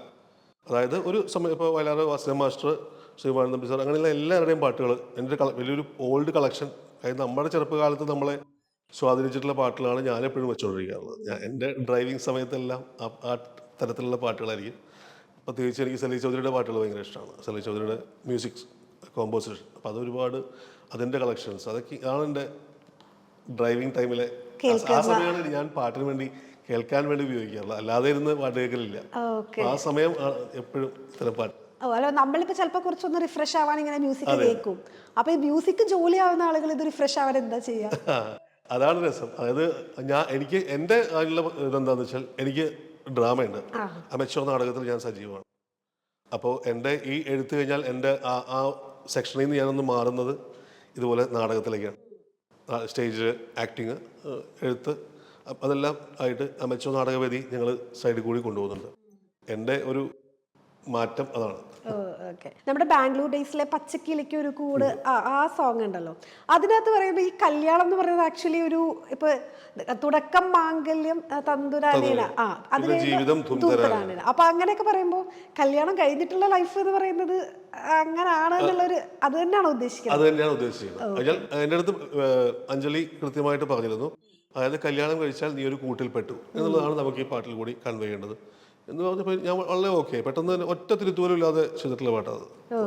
പച്ചക്കിളിക്കൊരു കൂട്, പച്ചക്കറിയും വഴിയുള്ള കൂട്, കണ്ണാളൻ കെട്ടുന്നുണ്ടല്ലോ, അത് നിന്നെ പൂട്ടാനാണല്ലോ. പിന്നെ കേട്ടോ നീ കേട്ടോ ഈ കൂട്ടിൽപ്പെട്ടാൽ പിന്നെ നീലാകാശം കണ്ടവരില്ലെന്ന് ആരോ ചൊല്ലുന്നേ എന്നൊക്കെ സാധനമൊക്കെ എഴുതി വളരെ എളുപ്പത്തിൽ എഴുതിയിട്ടുള്ള പാട്ടാണ്. അതിൽ ആകപ്പാടെ ഈ പറഞ്ഞ പോലെ ഈ തുടക്കം മാംഗല്യം ഉണ്ടാക്കാൻ വേണ്ടിയാണ് ഞങ്ങളൊരു ഇത്രയും ഒന്ന് കുഴങ്ങിയതും പെട്ടെന്ന് അത് കിട്ടിയതും അങ്ങനെയാണ്. അത് ഈ തുന്തനാനേനൊക്കെ പറയുമ്പോഴേ അത് കറക്റ്റ് ആയിട്ട് ആളുകളിലേക്ക് കൺവേ ആവുന്നുള്ള ആ തുടക്കം മാംഗല്യത്തിന്റെ ഒരു വരിക്ക് വേണ്ടിയിട്ട് ഞാൻ ശരിക്കും പറഞ്ഞാൽ കുഴങ്ങിയിരിക്കുകയായിരുന്നു. എന്ത് ചെയ്യണം എന്നറിയാൻ കുറച്ചൊക്കെ എഴുതി, ഒന്നും ഇഷ്ടാവാതെ ഒരു രസമില്ലാത്ത ആ ഒരു ഭയങ്കര ഒരു ഫെഡപ്പായിട്ട് അവിടെ മാത്രം ശരിയാവില്ല, ബാക്കിയെല്ലാം ഓക്കെ എന്നുള്ളൊരു ഇത് നിൽക്കുമായിരുന്നു. അപ്പോഴാണ് ഗോപി എൻ്റെ അടുത്ത് പറഞ്ഞു, ചേട്ടാ അപ്പോൾ ഞാൻ ഗോപി എന്താ അവിടെ ഒരു സംഭവം എന്ന് ചോദിച്ചപ്പോൾ ഗോപി പറഞ്ഞു, ചേട്ടാ മാംഗല്യം തന്തുനാനേന എന്നാ ഞാൻ ഉദ്ദേശിച്ചത്. അപ്പോൾ ഞാനിങ്ങനെ ആലോചിച്ചപ്പോൾ കൊളാം, അപ്പോൾ അതിൻ്റെ മുമ്പിൽ തുടക്കം കൂടി വെക്കാമോ എന്ന് ചോദിച്ചു. വെക്കാമല്ലോ, എന്താ തുടക്കം മാംഗല്യം അങ്ങനെ വെക്കാമല്ലോ. പിന്നെ ജീവിതം ധുംതനാനേന, അപ്പം മൊത്തം കണ്ടന്റായി. അത് പിന്നെ ജീവിതം പോയി എന്നുള്ള അർത്ഥത്തിൽ അത്രേ ഉള്ളൂ ഇതിൻ്റെ കാര്യം. അപ്പോൾ അത് ആ ഒരു അവിടെ കൊണ്ട് കൃത്യമായിട്ട് വയ്ക്കുമ്പോൾ അതൊരു അല്ലാണ്ട് ധൂംതനായന അർത്ഥമൊന്നുമില്ലല്ലോ. അതൊരു സിലബിൾ എന്താ പറയുക, സിലബിളിനോ എന്താ പറയുക, ഒരു ജിബ്രിഷ് എന്നോ പറയാം. അതാണല്ലോ, അതായത് നമ്മൾ ഒരു ചൊല്ലാണല്ലോ ധും തനാനേന. അപ്പൊ അതിന് അപ്പൊ തന്തുനാനേനയ്ക്ക് ഒരു എതിർവാക്ക് പോലെ ധും തനാനേന കൂട്ടിച്ചേർത്തപ്പോൾ അതിന് ആ മീനിങ് കിട്ടി, കേൾക്കുന്നവർക്ക് മനസ്സിലാവുമല്ലോ. അത്രയും അർത്ഥമുള്ള യാതൊരു അർത്ഥവും വേദനയില്ല. അത് ആ ഒരു വേർഡിനെ നമ്മൾ ഇപ്പോൾ പഴയ ഇതില്ലേ എന്താ പറയുക, 59 പെൺപക്ഷികളുടെ പാട്ടിനകത്ത് ആ ആൺപക്ഷികളും പെൺപക്ഷികളും പ്രേമം മൂത്തു തമ്മിൽ തമ്മിൽ തമൃതമൃതമൃതമൃതമൃതമൃതമൃതത്തെ എന്ന് പറയുന്ന പോലെ പോലത്തെ ഒരു ടെക്നിക്ക് അത്രേ ഉള്ളൂ. ഈ സന്തോഷ് വർമ്മ ബിജിപാൽ കൂട്ടുകെട്ട് എന്നുള്ള അതൊന്ന് അതിനെ കുറിച്ചൊന്ന് പറയാൻ പറഞ്ഞാൽ എന്തായിരിക്കും ആദ്യം ഓർമ്മ വരുന്നത്? ആദ്യം ഓർമ്മ വരുന്നത് ഞങ്ങള് ഒരു കൂട്ടുകെട്ട് സിനിമയിലും തുടങ്ങിയതല്ല, അതിനൊക്കെ വളരെ മുമ്പേ ഞാൻ അധ്യാപകനായിരിക്കുന്ന കാലത്തും എല്ലാം ബിജിക്ക് അന്ന് ചെറിയൊരു സ്റ്റുഡിയോ ഉണ്ടായിരുന്നു. അപ്പോൾ ആ കാലഘട്ടം മുതലേ ബിജി എനിക്ക് വളരെ നേരത്തെ അറിയാം, പക്ഷെ ഞങ്ങൾ തമ്മിൽ കൂടുതൽ കൂട്ടാവുന്നത് ഞങ്ങൾ ഈ ഒരുമിച്ച് വർക്ക് ചെയ്യുന്ന ഒരു കാലഘട്ടത്തിലാണ്. അപ്പോൾ ആ കാലഘട്ടങ്ങളിൽ ഞങ്ങൾ പരസ്യചിത്രങ്ങൾ, പിന്നെ ജിംഗിൾസ്, അങ്ങനത്തെ പരസ്യങ്ങളുടെ പാട്ടുകളൊക്കെ ചെയ്യുമായിരുന്നു. പിന്നെ ഡിവോഷണൽ ആൽബങ്ങളൊക്കെ അക്കാലത്തുണ്ടായിരുന്നു. അപ്പോൾ അത് ചെയ്യുമായിരുന്നു. അതിനൊക്കെ ശേഷമാണ് ഞാൻ ആദ്യം സിനിമയിലെത്തി. കുറച്ചുകൂടി കഴിഞ്ഞ് 2007 ഞാൻ 2007 സിനിമയിൽ വന്നു. ബിജി വരുന്നത് 2007 അറബിക്കഥയിൽ കൂടിയാണ്. പക്ഷേ ബിജിയുടെ വരവ് ഒരു നല്ലൊരു വരവായിരുന്നു, ഒറ്റ വരവിൽ തന്നെ വിജയം. ഞാൻ അപ്പോൾ ചെറിയ ചെറിയ പാട്ടുകൾ അവിടെ ഇവിടെയൊക്കെ ചെയ്ത് ഹിറ്റുകളൊക്കെ ഉണ്ടെങ്കിലും അങ്ങനെ ഒരു ലൈവ് ലൈറ്റിലേക്ക് വന്നിട്ടില്ല. ആ സമയത്ത് പാട്ടുകളുണ്ടായിരുന്നു ഒരുപാട് നല്ല പാട്ടുകൾ, പക്ഷേ എന്നെ ആരും ആ സമയത്ത് തിരിച്ചറിഞ്ഞിട്ടില്ല. അതിനുശേഷം ഒക്കെ വന്ന് ഞങ്ങൾ ഒരുമിച്ചുള്ള പടത്തിലാണ് എൻ്റെ അടുത്ത സ്വപ്നപുരിചാക്കാണ് എൻ്റെ ഒരു മൈൽ സ്റ്റോൺ ആയിട്ട് എൻ്റെ ഇതിനകത്ത് നിൽക്കുന്നത്. അവിടെ നിന്നാണ് ഞാൻ പൂർണ്ണമായിട്ടും സിനിമയിൽ തിരക്കായി മാറുന്നത്. അപ്പോൾ ആ കാലഘട്ടം മുതൽ അപ്പോൾ ഞങ്ങൾക്ക് ഇടയിൽ പാട്ടുണ്ടാവാനായിട്ട് അതങ്ങോട്ട് ഓട്ടോമാറ്റിക്കായിട്ട് സംഭവിക്കുന്ന പോലെ അങ്ങ് സംഭവിക്കും. അപ്പോൾ അവിടെ വേറെ പ്രശ്നങ്ങളൊന്നുമില്ല, വേറെ ഈഗോ ക്ലാഷുകളില്ല. അതുകൊണ്ട് അങ്ങനെ പാട്ടുകൾ അന്നും ഇന്നൊക്കെ നന്നായി പോകുന്നു. നല്ല രീതിയിലേക്ക് മുന്നോട്ട് പോയിട്ടുണ്ട്. നല്ല പാട്ടുകൾ ഉണ്ടാക്കാൻ സാധിക്കാറുണ്ട് എല്ലാ പാട്ടുകളും. ഓക്കെ. അതുപോലെ നമ്മുടെ കട്ടപ്പനയിലെ ഋത്തിക് റോഷനിലെ ഒരു സോങ് ഉണ്ട്. അപ്പൊ അതിന്റെ തുടക്കം ഇങ്ങനെ മാർഗംകളിയാണ്, അല്ലെങ്കിൽ അതാണ് വിഷ്വൽ വരുന്നതെന്ന് പറഞ്ഞിട്ടായിരുന്നു? അതെ അതെ, അത് നേരത്തെ പടം തുടങ്ങുന്നതിന് ഒരു 2 മാസം മുമ്പ് ഞാൻ ആവശ്യക്കാൻ എടുത്ത് പറഞ്ഞു, പക്ഷേ ഒരു സാധനം വരുന്നുണ്ട്, ഇത് നല്ലൊന്ന് റെഫർ ചെയ്യണം. അതായത് അതിനകത്ത് എങ്ങനെയൊക്കെയാണ് അതിൻ്റെ പോക്കുകൾ. ഈ മാർഗംകളി ആണെങ്കിലും അത് അവർ ഉദ്ദേശിക്കുന്നത് ഈ ജ്ഞാനായ വിഭാഗത്തിൻ്റെ ചന്തം ചാർത്തിൻ്റെ അങ്ങനത്തെ പാട്ടിലൊക്കെ ഒന്ന് ശരിക്കും കേൾക്കണം. അപ്പം അതിൽ ഉപയോഗിക്കുന്ന രീതിയിലുള്ള പാട്ടുകൾ വെച്ച് നമുക്കൊരു പാട്ടുണ്ടാക്കണം എന്നാണ് എൻ്റെ അടുത്ത് ആർഷയ്ക്ക് പറഞ്ഞത്. അപ്പോൾ എന്നിട്ട് എനിക്ക് ട്യൂൺ തരുമായിരുന്നു. ട്യൂൺ തന്നപ്പോഴേക്കും ഞാൻ നല്ലോണം റെഫർ ചെയ്തു. ഈ ഒരുപാട് പാട്ടുകൾ കേട്ട് അതിനകത്തുള്ള അതായത് മനസ്സിലാക്കാൻ വേണ്ടിയിട്ട് എങ്ങനെയാണ്. അപ്പോൾ ഈ പഴയ മലയാളത്തിൻ്റെ യൂസേജാണ് കൂടുതൽ അതിനകത്ത് വരുന്നത്. അപ്പം അങ്ങനെ അതിൻ്റെ ചുവട് പിടിച്ച് ഞാൻ സ്വതന്ത്രമായിട്ട് ഉണ്ടാക്കിയതാണ് പാലുടയ മറിയമേ മിശിഹായെ തുണയ്ക്കണേ, ആൺ പെൺകൾ സന്ധിപ്പതാതി തൊട്ടി മണ്ണിൽ ആലാഹനായൻ ഹിതത്താൽ എന്ന് പറയുന്ന സാധനം. അത് കേട്ട് ഞാൻ ഒറിജിനലാന്ന് തോന്നുന്നു. അങ്ങനത്തെ ഒരു അത് എവിടുന്നോ നമ്മൾ എടുത്ത് വച്ചേക്കുന്നതായിട്ട് തോന്നുന്ന രീതിയിൽ ഞാൻ തന്നെ എഴുതി ഉണ്ടാക്കിയ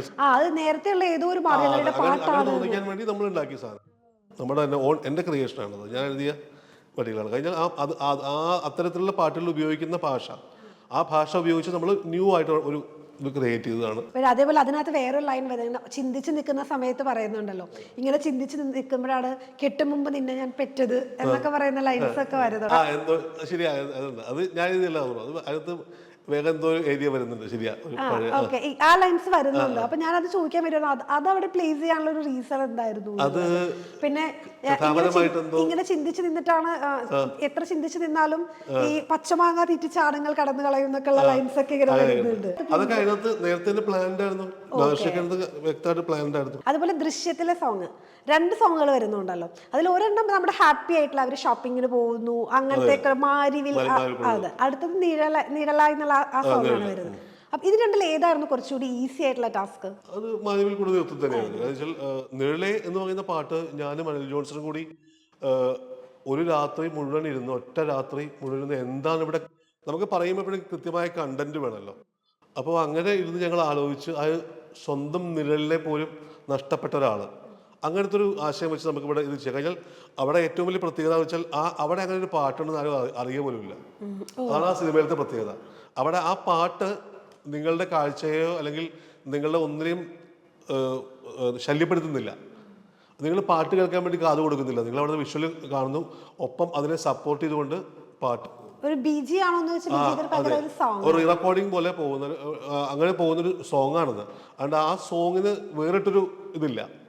അതിന് വേണ്ടിയിട്ട് അല്ല, ഇത് ആ കഥ അങ്ങ് നടക്കുകയാണല്ലോ അവിടെ. അപ്പോൾ അവിടെ ആ കഥ കാണുന്നതിനെ ആൾക്കാരെ തടസ്സപ്പെടുത്താൻ പാടില്ല. അവിടെ ഒരു പാട്ടുണ്ടെന്ന് അറിയാൻ പോലും പാടില്ല. അവിടെ ഒരു പാട്ട് വേണം, അതിനകത്ത് കണ്ടന്റും വേണം. അത് സെപ്പറേറ്റ് കേട്ട് കഴിഞ്ഞ് കഴിഞ്ഞാൽ അതിനകത്ത് ഇങ്ങനൊരു കണ്ടന്റ് ഉണ്ട്. ജിത്തുവിൻ്റെ അടുത്ത് ഞങ്ങൾ ഇതാണ് നമ്മൾ ഉദ്ദേശിക്കുന്ന ഐഡിയ എന്ന് പറഞ്ഞാൽ ജിത്തു ഭയങ്കര ഹാപ്പി ആയി. ജിത്തു നമ്മൾ എഴുതി പാട്ട് കേട്ടു, അങ്ങനെ അത് ഓക്കെ ആയി. ഇപ്പം ഞാൻ തന്നെ സിനിമ കാണുമ്പോൾ ഞാൻ പോലും ആ പാട്ട് കേൾക്കാൻ മറന്നുപോയി കഴിഞ്ഞാൽ പാട്ട് കിടക്കുന്നുണ്ട് അവിടെ. പക്ഷെ അത് ഏറ്റവും വലിയ കൂടുതൽ വെച്ചാൽ അനിൽ ജോൺസൺ അതിനെ ട്രീറ്റ് ചെയ്തേക്കണത് നിങ്ങളെ ഒരു തരത്തിലും ബുദ്ധിമുട്ടിക്കാത്ത രീതിയിലാണ് ആ പാട്ടിനെ ട്രീറ്റ് ചെയ്തേക്കുന്നത്. ആ പാട്ട് അവിടെ ഉണ്ടോ ഉണ്ട്, അത് ശരിക്കും ആ വിഷ്വലിൽ സപ്പോർട്ട് ചെയ്യുകയും അങ്ങനെ എല്ലാം അത്രയും ഭയങ്കര ബുദ്ധിപൂർവ്വമായിട്ടാണ് അനിലത് കൊണ്ട് പ്ലേസ് വെച്ചത്. അത് എല്ലാവരുടെയും കൂടി ഇത് വന്നപ്പോഴേക്കും പിന്നെ അതുപോലെ ഞണ്ടുകളുടെ നാട്ടിലൊരു ഇടവേളകളുണ്ട്, എന്താവോ, അതിനകത്ത് നമ്മൾ ഏറ്റവും കൂടുതൽ റീൽസിൽ കണ്ടേക്കുന്നത് മാറിയോ, എനിക്ക് പാടാറിയില്ല. ഓക്കെ, ആ ലൈൻസ് ഉണ്ടല്ലോ, മാറിയോ ഞാൻ മാറിയോ, ആ ലൈൻസ് അത് റീൽസിൽ കാണാറുണ്ടോ? നമ്മളിപ്പോ നോക്കുമ്പോഴും റീൽസിൽ ഏറ്റവും കൂടുതൽ യൂസ് ചെയ്ത ഒരു സംഭവമാണ്. ഞാൻ കണ്ടിട്ടില്ല. സോഷ്യൽ മീഡിയയിൽ അത്ര ആക്റ്റീവ് അല്ലേ? ഞാൻ ഒരുപാട് ആക്റ്റീവ് അല്ല. ഉണ്ട്, എല്ലായിടത്തും ഉണ്ട്, ഇടയ്ക്ക് കാണും എന്നല്ലാതെ ഒരുപാട് ഡെയിലി അങ്ങനെ ഒരു പരിപാടിയൊന്നുമില്ല. ഇടയ്ക്കിടയ്ക്കൊക്കെ നോക്കും, അത്രേ ഉള്ളൂ. ഓക്കെ, അപ്പൊ ഈ ലൈൻസിന്റെ ഒരു ഫോർമേഷനെ കുറിച്ചാണ് ഞാൻ ചോദിക്കുന്നത്. അറിയാതെ ഞാൻ മാറിയോ എന്ന് ചോദിക്കും. ഞാനും ജസ്റ്റിൻ്റെ ആദ്യത്തെ പടമാണ്. അപ്പോൾ ജസ്റ്റിൻ നമ്മുടെ ഇതിലാണ് ജസ്റ്റിൻ സിനിമയിലേക്ക് ആദ്യം വരുന്നത്. ബിജിപാലിൻ്റെ ഒപ്പം ഇതിലാണ് നമ്മുടെ സ്വപ്നമുറിജാക്ക് ഒക്കെയുള്ള സിനിമ നമ്മുടെ ബെസ്റ്റ് ആക്ടറിലാണ് അതിന് ആദ്യമായിട്ട് ജസ്റ്റിൻ വരുന്നത്. അപ്പോൾ അന്ന് മുതലുള്ള ഒരു ബന്ധമാണ്. അപ്പോൾ ജസ്റ്റിൻ ആദ്യം പടം ചെയ്യുമ്പോൾ ഞാനാണ് കൂടെ പാട്ട് എഴുതാനായിട്ടുള്ളത്. അതിന് അപ്പോൾ ഈ ഒരു ഇത് പറഞ്ഞപ്പോൾ ഞാൻ പറഞ്ഞു എന്തെങ്കിലും നമുക്കൊരു വ്യത്യസ്തത കൊണ്ടുവരാൻ പറയാം. കുറച്ചുകൂടി മോഡേൺ അല്ലേ, കുറച്ചുകൂടി നമുക്ക് വ്യത്യസ്തത കൊണ്ടുവരാം. അങ്ങനെ ഇരുന്നിട്ട് ഞങ്ങൾ തൃപ്പൂണിത്തുറയിൽ ഒരു സ്ഥലത്ത് കൂടി ഇരുന്ന് അങ്ങനെയാണ് ഈ എന്താവോ നെഞ്ചിൽ സൂചി കൊണ്ട പോലെ അത് വരി ഞാൻ എഴുതുന്നത്. അപ്പോൾ അത് എഴുതിയിട്ട് ജസ്റ്റ് അത് ട്യൂൺ ചെയ്ത് വേറെ ഒരു ഔട്ട്ലൈൻ ട്യൂൺ ഉണ്ടായിരുന്നു. ആ ട്യൂണിനാണ് ഈ പാട്ട് എഴുതിയത്. അത് കഴിഞ്ഞ് ജസ്റ്റിൻ്റെ ലിറിക്സ് എല്ലാം കേട്ടി ജസ്റ്റിൻ ടോട്ടൽ ട്യൂൺ മാറ്റിയിട്ടാണ് നമ്മളിപ്പോൾ കേൾക്കുന്നത്. ഞാൻ എഴുതുമ്പോൾ ട്യൂൺ അതായിരുന്നില്ല, വേറൊരു അളവിലാണ് എഴുതിയത്. എന്നിട്ട് ജസ്റ്റ് അത് മൊത്തമായിട്ട് മാറ്റിക്കൊണ്ട് അത് പ്ലേസ് എടുത്തപ്പോഴാണ് ഈ പാട്ട് വരുന്നത്. അപ്പോൾ അതിനകത്തെല്ലാം ഈ പറഞ്ഞ അതായത് എനിക്കെന്താണ് ഈ സംഭവിച്ചത് എന്നുള്ളതാണ് എൻ്റെ കണ്ടന്റ്. അപ്പം അത് മാറിയോ ഞാൻ മാറിയത് എനിക്കൊരു മനസ്സിലാവുന്നില്ല, തിരിച്ചറിയുന്നത് എന്ന് പറയുന്ന സംഭവമാണത്. ഓക്കെ, നിങ്ങൾ ഈ കലാകാരന്മാർ നിങ്ങളുടെ ജീവിതത്തിലെ അനുഭവങ്ങളാണ് കുറേയൊക്കെ എഴുതുന്നത് എന്ന് കേട്ടിട്ടുണ്ട്. അതുപോലെ ഇപ്പൊ എഴുതിയ പാട്ടുകളിൽ ഏതെങ്കിലും ഒന്ന് ജീവിതത്തോട് ചേർന്ന് നിൽക്കുന്നതുണ്ടോ? ഇല്ല, അങ്ങനെ ഇല്ല കേട്ടോ. അത് അനുഭവങ്ങൾ തീർച്ചയായിട്ടും നമ്മളെ എഴുതാൻ ഹെൽപ്പ് ചെയ്യുന്നില്ലാതെ നമ്മുടെ അനുഭവങ്ങൾ സിനിമയിലേക്ക് എഴുതാനായിട്ട് അത് ചിലപ്പോൾ പറ്റിക്കൊള്ളണമെന്നില്ല. കാരണം ഓരോ സിനിമയ്ക്കും ഓരോ സിറ്റുവേഷൻസ് അല്ലേ. അപ്പോൾ അതിലേക്ക് നമ്മുടെ ആത്മാംശമുണ്ട് എന്ന് തോന്നിപ്പിക്കുന്ന പോലെ ഒരു കൃത്രിമമായിട്ട് ശ്രമിക്കുകയാണ്. അത് കുറച്ചുകൂടി ഇതാവും. നമ്മളെ അനുഭവങ്ങൾ ചിലപ്പോൾ അതിനൊരു അംശമൊക്കെ കടന്നു വന്നേക്കാം, അല്ലാതെ പൂർണ്ണമായിട്ടും നമ്മുടെ അനുഭവം അതൊക്കെ നമ്മൾ സ്വപ്നം കാണുകയാണല്ലോ. അങ്ങനെ ഉണ്ടായിരുന്നെങ്കിൽ ഇങ്ങനെ ഉണ്ടായിരുന്നെങ്കിൽ എന്ന് നമ്മൾ വിചാരിക്കണം. ഒന്നുമില്ല നമുക്ക്. പക്ഷെ അങ്ങനെയാണ് പാട്ടുള്ളത്. ഇപ്പം അതായത് ശരിക്കും പറഞ്ഞാൽ നമ്മളിങ്ങനെ പരകായ പ്രവേശം നടത്തിക്കൊണ്ടിരിക്കുകയാണ്. ഇപ്പോൾ ഒരു നിമിഷം ഇവിടെ ഒരു നിരാശാകാമുകനാവുകയാണെങ്കിൽ അടുത്ത നിമിഷം ഹാപ്പി ആയിട്ടുള്ള കാമുകനാണ്. ഇത് കഴിയുമ്പോൾ കഞ്ചാവ് വലിച്ച കാമുകനാണ്. അതാണ് നമ്മുടെ ഞാൻ ഉയർന്നു പോകും ഉള്ള നേരത്തിലെ പാട്ട്. കഞ്ചാവ് വലിച്ചിട്ട് ആണ് ഞാൻ ഉയർന്നു പോകും എന്ന് പറയുന്ന സാധനം. കാൽ തൊടാതെ നീണ്ടു എന്നൊക്കെ പറയുന്നത് കഞ്ചാവിന്റെ ലഹരിയാണ് ആക്ച്വലി. അങ്ങനെയുള്ള പ്രണയമാണത്. അപ്പൊ ഇതുപോലെ നമ്മൾ മാറിക്കൊണ്ടിരിക്കും. അത് കഴിയുമ്പോഴേക്കും മറ്റേ ഇതിലേക്ക് വരും, എന്താ പറയാ, കാണാനുള്ള നീർ എഴുതും. അപ്പൊ ഇങ്ങനെ പല പല ഇതിൽ നമ്മൾ അത് നമ്മുടെ മനസ്സുകൊണ്ട് നമ്മൾ ആ സിറ്റുവേഷനിൽ നമ്മൾ പോയി നിൽക്കുകയാണ് ശരിക്കും പറഞ്ഞാൽ. അപ്പോഴാണല്ലോ നമുക്കത് എഴുതാൻ കഴിയുന്നത്. അപ്പോൾ എന്തൊക്കെയായിരിക്കും അയാളുടെ തോട്ടം നമ്മൾ കണ്ടെത്തുകയാണ് ഇങ്ങനെ ഈ കഥാപാത്രത്തിന്റെ. അതാണ് ശരിക്കും പറഞ്ഞാൽ നമ്മുടെ ഭാവനയും കൂടെ അതിനകത്ത് ഭാവനയാണ് കൂടുതലും, അല്ലാതെ ഒന്നും നേരല്ലല്ലോ. അല്ല, ഇപ്പൊ ഭയങ്കര തിരക്കാന്ന് പറഞ്ഞു. അപ്പൊ ഒരേ സമയത്ത് തന്നെ കുറെ സിനിമകളെ അപ്രോച്ച് ചെയ്യുമല്ലോ. അപ്പൊ ഒരു സിനിമയുടെ തീം റൊമാൻസ് ആയിരിക്കും, ഒരു സിനിമ കുറച്ച് ഫൈറ്റ് സീൻസ് ആയിരിക്കും, അല്ലെങ്കിൽ ഒരു സിനിമ ഇപ്പൊ നമ്മുടെ ബിഗ് ബി ഒക്കെ പോലെ അല്ലെങ്കിൽ വേറൊരു ഒരു കോണ്ടന്റ് ആയിരിക്കും പറയുന്നത്. അപ്പൊ ഇത് പല പല സിറ്റുവേഷനിലാകുമ്പോൾ നമ്മൾ പല പല തോട്ട്സിലേക്ക് ഇരിക്കണം. അപ്പൊ ഒരേ ദിവസം തന്നെ പല പാട്ടുകൾ എഴുതാൻ പറ്റുമോ? പറ്റും. കാര്യം ചിലപ്പോൾ നമുക്ക് അങ്ങനെ ചെയ്തേ പറ്റൂ. കാരണം വെച്ചാൽ നമുക്ക് ചിലപ്പോൾ അവളെ അത്യാവശ്യമായിട്ട് ഇപ്പോൾ നാളെ റെക്കോർഡിങ് വയ്ക്കുകയാണ്. ആ റെക്കോർഡിങ് വെക്കുന്നതിന് കാരണം എന്ന് വെച്ചാൽ ചിലപ്പോൾ ഒരു ഭയങ്കര തിരക്കുള്ളൊരു ഗായകനായിരിക്കും അത് പാടേണ്ടത്. അപ്പം അദ്ദേഹത്തിന് കിട്ടാൻ നാളെ ഉള്ളൂ. അങ്ങനെ വരുമ്പോൾ നമുക്ക് ഒട്ടും ചിലപ്പോൾ പാട്ട് പോലും ഇന്ന് രാവിലെ ആയിരിക്കും വന്നിട്ടുണ്ടാവുക. നാളെ രാവിലത്തേക്ക് പാട്ട് വേണം എന്ന് പറയുമ്പോൾ പിന്നെ നമ്മൾ അത് ട്യൂണിട്ടാണ് വരുന്നത്. ട്യൂൺ ആദ്യമേ ഉണ്ടാവുമല്ലോ. ഈ ട്യൂൺ നിരന്തരം കേട്ട് കേട്ട് കേട്ട് സിറ്റുവേഷനുമായിട്ട് ഇണങ്ങിയ വാക്കുകൾ എഴുതി അതിനെ നല്ലൊരു ഭാവന ഉണ്ടാക്കി കൊണ്ടുവന്ന് പിറ്റേ ദിവസത്തേക്ക് പാട്ടാവണം. അതായേ പറ്റൂ. അപ്പോൾ അതിനുവേണ്ടി നമ്മൾ നിർബന്ധിതമായിട്ട് കുത്തിയിരിക്കുകയാണല്ലോ. അപ്ലൈഡ് പോയിട്രി എന്ന് പറയുന്ന അതാണല്ലോ സിനിമ പാട്ട് എഴുതുന്നത് പറയുന്നത്. അപ്പോൾ അങ്ങനെ നിർബന്ധിതമായിട്ട് നമ്മൾ ഇരിക്കേണ്ടി തന്നെ വരും. ഇരുന്ന് നമ്മൾ എഴുതി ഉണ്ടാക്കേണ്ടി വരും. ഞാൻ എന്താ ചോദിക്കാം, ഈ കലാകാരന്മാർക്കാവുമ്പോൾ സ്വാതന്ത്ര്യം വേണം, അവരുടെ രീതിക്ക് വിട്ട് കുറച്ച് സമയം കൊടുത്താലാ നല്ല ഔട്ട്പുട്ട്. അല്ല, അങ്ങനെ അത് എന്താ പറയുക, അത് ചിലപ്പോൾ ഈ എൻ്റെയൊക്കെ എനിക്കൊക്കെ ഇപ്പോൾ വന്നു പോയിട്ടുള്ള ഇതെന്ന് വെച്ചാൽ നാളെ വേണം എന്ന് പറഞ്ഞാൽ പെട്ടെന്ന് എഴുതാൻ പറ്റും. ഇത്തിരി സമയമുണ്ടെന്ന് കേട്ടാൽ ഒന്നും ഉഴപ്പും. അതെല്ലാവരും നമ്മൾ എക്സാമിന്റെ കാര്യമൊക്കെ പറയുന്ന പോലെ സമയമുണ്ടല്ലോ പഠിക്കാൻ അതെല്ലാവരും അങ്ങനെയാണല്ലോ. അപ്പോൾ എന്നിട്ട് ആ ലാസ്റ്റ് മൊമെന്റിലേ പിടിക്കുള്ളൂ, തുടങ്ങുള്ളൂ. അതെപ്പോഴും അങ്ങനെയാണ്. അപ്പോൾ അതുകൊണ്ട് എനിക്ക് തോന്നുന്നു സമയം കിട്ടിയാൽ ഇത് ശരിക്കും പറഞ്ഞാൽ ഒരു ദൈവഭാഗ്യം തന്നെ. കാര്യം നമുക്ക് നല്ല വരികൾ വരുന്നത് നമ്മൾ ഇപ്പോൾ എല്ലാ പാട്ടുകളും നമ്മൾ ഒരേ ലെവലിലല്ല എഴുതിയിട്ടുള്ളത്. എത്രയോ പാട്ടുകൾ ഹിറ്റാവാതെ പോയ പാട്ടുകളുണ്ട്. അപ്പോൾ അത് ഒരു മനുഷ്യൻ ചെയ്യുമ്പോൾ അത് എന്തൊക്കെയോ കുറേ കാര്യങ്ങൾ നമ്മൾ അറിയാത്തത് വന്ന് ഇണങ്ങിച്ചേരാണ് അതിനോട്. പിന്നെ സിനിമ നന്നാവുന്നു, സിനിമയുടെ ഒരു സ്വീകരണം, ജനങ്ങൾ സ്വീകരിക്കുന്നത് അത് നന്നാവുന്നു. അപ്പോൾ കൂട്ടത്തിൽ പാട്ടും ഉയർന്നു വരുന്നു. ഇത് ശരിക്കും പറഞ്ഞാൽ പണ്ട് കാലങ്ങളിൽ സിനിമ ഇറങ്ങിയില്ലെങ്കിൽ പോലും പാട്ടുകൾ കേട്ട് ഹിറ്റാവുന്നൊരു കാലം ഉണ്ടായിരുന്നു. ഇപ്പോൾ നമ്മൾ കേട്ടിട്ടുള്ള പല കുടജാദ്രിയിൽ കുടികൊള്ളും മഹേശ്വരി, ഏറ്റവും ഞങ്ങളുടെ ചെറുപ്പകാലത്ത് ഏറ്റവും ഹിറ്റായിട്ടുള്ള, ഇപ്പോഴും ഹിറ്റായിട്ടുള്ള ദാസേട്ടൻ്റെ നമ്പർ 1 സോങ്ങാണത്. നീലക്കടമ്പ് എന്ന് പറഞ്ഞ സിനിമ. ആ സിനിമ നടന്നിട്ടില്ല, പക്ഷേ അതുപോലെ കുറേ സിനിമകളുണ്ട്, നല്ല പാട്ടുകൾ. ആ പാട്ടുകളൊക്കെ നമ്മൾ കേൾക്കാൻ കാരണം അന്ന് ഈ ആകാശവാണി എന്ന് പറയുന്ന മീഡിയം അത് മാത്രമേ ഉള്ളൂ, മീഡിയം. അപ്പോൾ ഈ മീഡിയത്തിൽ കൂടി സ്ഥിരമായിട്ട് നമ്മൾ ഈ പാട്ടുകൾ കേട്ടോണ്ടിരിക്കുക. അപ്പോൾ നമ്മുടെയൊക്കെ ചെറുപ്പകാലം അങ്ങനെയാണ്. അന്ന് ഇൻസ്റ്റാഗ്രാമില്ല, ഇതൊന്നുമില്ലല്ലോ, ഈ ടെക്നോളജികളൊന്നുമില്ല. നമുക്ക് ആകെ ഒറ്റ മീഡിയ ഉള്ളൂ, ആകാശവാണി. ആകാശവാണിയിൽ രാവിലെയും വൈകിട്ടും ഉച്ചയ്ക്കും ഒക്കെ ചലച്ചിത്ര ഗാനങ്ങൾ ഉണ്ടാവും. ആ കേൾവിയാണ് നമുക്ക് കിട്ടിയിട്ടുള്ള ഏറ്റവും വലിയ ഭാഗ്യം. അപ്പോൾ അവിടെ എന്താണെന്ന് വെച്ചാൽ അവിടെ നമുക്ക് ഓപ്ഷൻ ഇല്ല. അവർ ആ പാട്ടിട്ട് അത് കേട്ട് തീർത്തേ പറ്റൂ. വേറെ എനിക്ക് ആ പാട്ട് ഇഷ്ടമല്ല എന്ന് പറയാൻ പറ്റില്ല. ഇന്നിപ്പോൾ അങ്ങനെയല്ല. ഇന്ന് എൻ്റെ വിരൽത്തുമ്പിലായിരിക്കണം. എനിക്ക് ആ മലയാളം കേൾക്കണ്ട, അടുത്തത് എന്ത് ലാംഗ്വേജ് ആണ്. അപ്പം അതുകൊണ്ട് തന്നെ സംഭവിച്ചിരിക്കുന്നത് എന്താണെന്ന് വെച്ച് കഴിഞ്ഞാൽ ഒരു പാട്ട് ഒരുപാട് വട്ടം കേൾക്കുന്നില്ല. പിന്നെ നമുക്ക് നമ്മുടെ ഇഷ്ടം പോലെ കേൾക്കാമെന്നുള്ളതായി. അപ്പോൾ കുറേ പാട്ടിൽ അവഗണിക്കപ്പെട്ടു പോകുക. എനിക്ക് അത് ഇഷ്ടമല്ല, അത് വിട്ടുപോകും. അങ്ങനെയുള്ള സംഭവിക്കണം. അപ്പോൾ അതൊക്കെ ഇന്നത്തെ കാലത്തിന് ശരിക്കും പറഞ്ഞാൽ ഒരു പരിധിവരെ നല്ല പാട്ടുകളും ചിലപ്പോൾ ശ്രദ്ധിക്കപ്പെടാതെ പോകുന്നതിന് ഒരു കാരണം അതാണ്. അപ്പോൾ ഇന്നെന്ന് പറഞ്ഞാൽ ഇപ്പോൾ ഒരു പാട്ട് നല്ല പാട്ടാണെങ്കിൽ പോലും അത് ഇതിൽ വന്നില്ലെങ്കിൽ, അതായത് സിനിമയിൽ വന്നില്ലെങ്കിൽ ആ പാട്ട് പോകുന്നുണ്ട്. പിന്നെ അതൊരു ലിറിക്കൽ വീഡിയോ ആയിട്ടോ അല്ലെങ്കിൽ ഒന്നും വന്നാലൊന്നും ആൾക്കാർ നോക്കില്ലത്. ഇപ്പം എല്ലാം വിഷ്വൽ വേണം എന്നുള്ള, വിഷ്വൽ ഉണ്ടെങ്കിൽ തന്നെ അങ്ങനത്തെ ഒരു കാലത്തിലേക്ക് മാറി. പണ്ടത് വേണ്ട. പണ്ട് വിഷ്വൽ ഇല്ലെങ്കിലും പാട്ട് ഈ ഓഡിയോ മീഡിയം മാത്രമേ ഉണ്ടായിരുന്നുള്ളൂ, വിഷ്വൽ ഇല്ലല്ലോ അന്ന്.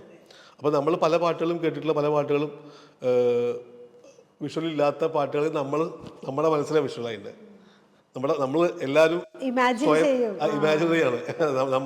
നമ്മൾ ഇമാജിൻ ചെയ്യണം. അതാണ് ആ കാലഘട്ടത്തിന്റെ വ്യത്യാസം. അപ്പൊ അതുകൊണ്ട് ഇന്നങ്ങനെ സംഭവിക്കുന്നുണ്ട്. കഴിഞ്ഞാൽ വിഷ്വൽ ഇല്ലാതെ പോകുന്ന പാട്ടുകൾ പിന്നെ ആരും കേൾക്കുന്നില്ല.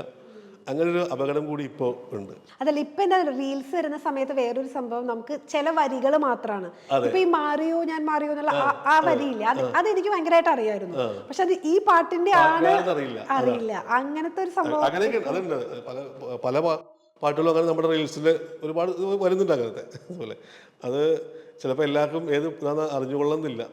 ഇപ്പോൾ അതുപോലെ ഇപ്പം ഞാൻ പോലും മറന്നു കിടന്ന ചില പാട്ടുകൾ എന്ന് വെച്ചാൽ നമ്മൾ ഒരുപാട് ഇങ്ങനെ എഴുതി പോരുമ്പോൾ മുൻകാലങ്ങളിലെ ചില പാട്ടുകളൊക്കെ ഇപ്പോൾ പൊങ്ങി വരുമ്പോൾ നമുക്ക് ഇതൊക്കെ വീണ്ടും വന്നോന്ന് ചില വരികൾ വരുന്നു.